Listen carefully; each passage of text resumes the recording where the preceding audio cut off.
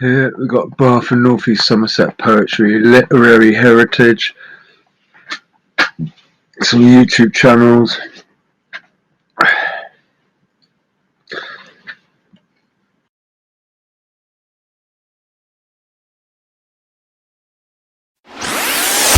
Every man being conscious to himself that he thinks, and that which his mind is applied about whilst thinking being the ideas that are there, it is past doubt that men have in their mind several ideas, such as are those expressed by the words whiteness, hardness, sweetness, thinking, motion, man, elephant, army, drunkenness, and others. It is in the first place then to be inquired how he comes by them. I know it is a received doctrine that men have native ideas and original characters stamped upon their minds in their very first being.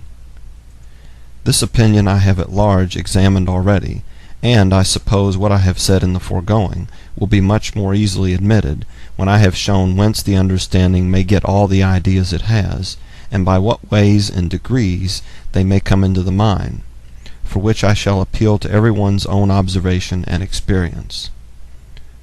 Let us then suppose the mind to be, as we say, white paper, void of all characters, without any ideas. How comes it to be furnished?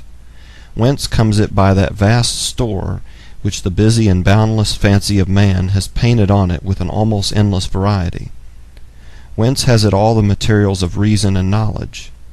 To this I answer in one word, from experience. In that all our knowledge is founded, and from that it ultimately derives itself. Our observation, employed either about external sensible objects or about the internal operations of our minds, perceived and reflected on by ourselves, is that which supplies our understandings with all the materials of thinking.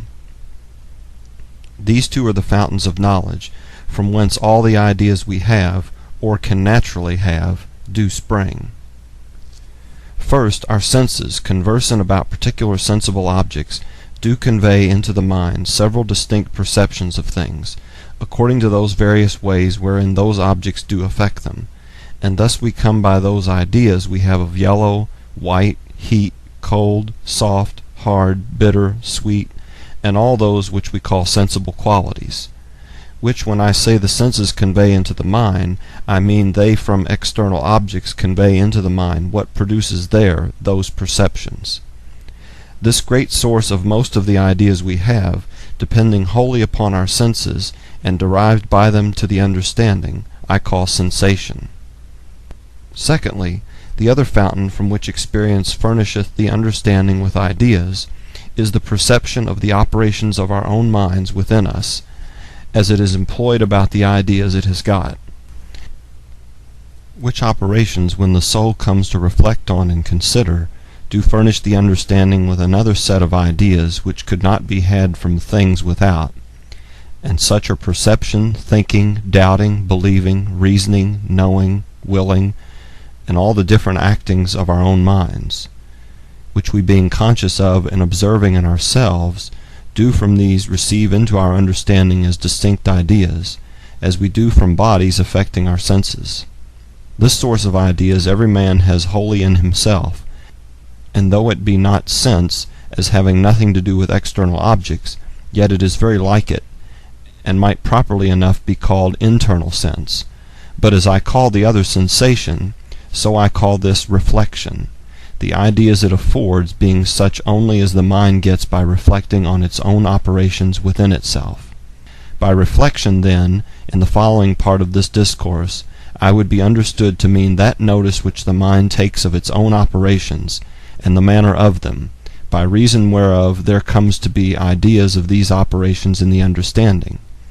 These two, I say, namely external material things as the objects of sensation, and the operations of our own minds within as the objects of reflection, are to me the only originals from whence all our ideas take their beginnings. The term operations here I use in a large sense, as comprehending not barely the actions of the mind about its ideas, but some sort of passions arising sometimes from them, such as is the satisfaction or uneasiness arising from any thought.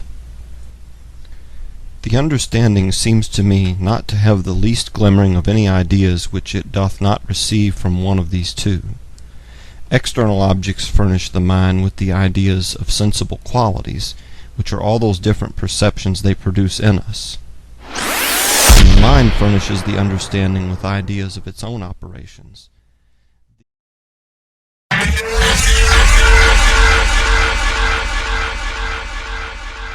In my previous lecture, I suggested that one of the key figures in the ferment that led up to the astonishing decade that began with the fall of the Bastille in 1789 was Jean-Jacques Rousseau, whose Social Contract laid many of the intellectual foundations of the revolution. I also suggested that along with the political revolution, there was a revolution in sensibility, in attitudes to the emotions, to women, to sexual relations, and to children. I'm going to say more about childhood next time. But today, I want to begin by returning to that remark I quoted from A.W. Schlegel concerning Goethe's novel about young Werther. The novel, you remember he said, was a declaration of the rights of feeling. An idea of the rights of feeling correspond with the declaration of the rights of man. Rousseau, too, offered such a declaration in the form of a novel. His Nouvelle Héloïse was the most widely read and widely imitated novel of the 18th century. The historian of the book, Robert Darnton, reckons it was the best-selling secular book of the entire century, with over 70 editions in print by 1800. The story goes that it was so popular that publishers couldn't print enough copies to keep up with the demand, so they rented it out by the day or even the hour. Rousseau was overwhelmed with fan mail, telling him of the tears, swoons, and ecstasies provoked in his readers. A modern reworking of the medieval story of Héloïse and Abélard, it tells the story of a passionate love affair that crosses the boundaries of class, religious piety, and decorum. The full title was Julie, ou La Nouvelle Héloïse, though when first published in Amsterdam in 1761, it was called Lettres de deux amants, letters of two lovers living in a small town at the foot of the Alps. The lover is Julie's tutor, Saint-Preux. Under the Ancien Régime, a posh girl cannot marry her tutor, especially if he is a holy man. But living in the sublime landscape of the Alps and spending time rowing on the beautiful lake, they cannot resist their passions. Their affair must, however, come to an end when upper-class Julie dutifully marries a baron chosen for her by her father. Saint-Preux goes off on a world tour. 6 years later, he returns and is engaged once more, this time as tutor to Julie's children. They live happily and virtuously together, all passion duly restrained, enjoying a simple country life. But Julie has an epiphany when her child almost drowns. She has never stopped loving Saint-Preux, and soon she expires as if from pure emotional excess. For readers, the book thus demonstrated the power of passion over the demands of duty and the social order. The Catholic Church duly placed it on the index of prohibited books. But however often priests and moralists invade from pulpit and pamphlet against the dangers of novel reading, especially for women, the authorities could not prevent the spread of the cult of sensibility. And there was no literary form more suited to the expression of extreme emotion than poetry.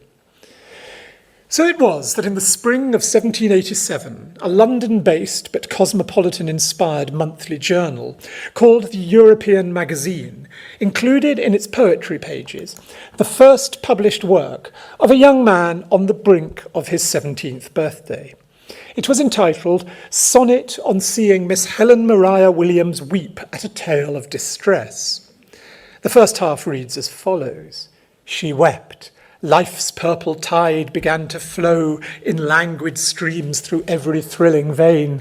Dim were my swimming eyes, my pulse beat slow, and my full heart was swelled to dear, delicious pain. Life left my loaded heart and closing eye. A sigh recalled the wanderer to my breast. Dear was the pause of life, and dear the sigh that called the wanderer home, and home to rest. These few lines travel the road from Rousseau to Romanticism. She wept, as did so many readers of Julie, especially female ones. In connecting with a book, a tale of distress, the reader also connects with the full tide of life with a capital L. The heart reaches out in the spirit of fellow feeling with suffering humanity. The key metaphor is that of a stream of consciousness, perhaps, that will eventually flow into the sea of the unconscious. We are in the realm of sensibility. The fluvial image is internalized. The poet's eyes swim with tears in sympathy with those of Miss Helen Maria Williams, as she in turn weeps in sympathy with the distress about which she is reading. Life flows along the bloodstream, thrilling the veins. And then the pulse slows and the heart is swelled to dear, delicious pain. Sympathy, or what we would now call empathy, brings, as a later and much greater poem would put it, sensations sweet, felt in the blood and felt along the heart. Sensations, the swelling heart, the excited flow of blood in the veins, the beating of the pulse, the idea that pain might have something delicious about it. Above all, that verb felt. These are going to be key words in poetry for the next 40 years. One might almost say that the entire sensibility of another precocious poet, John Keats, is bound within the nutshell of this cluster of images. Think of the Ode to a Nightingale and its cry, "Now more than ever seems it rich to die." At the core of this sonnet is the idea that a poem can offer a momentary pause of life. In momentarily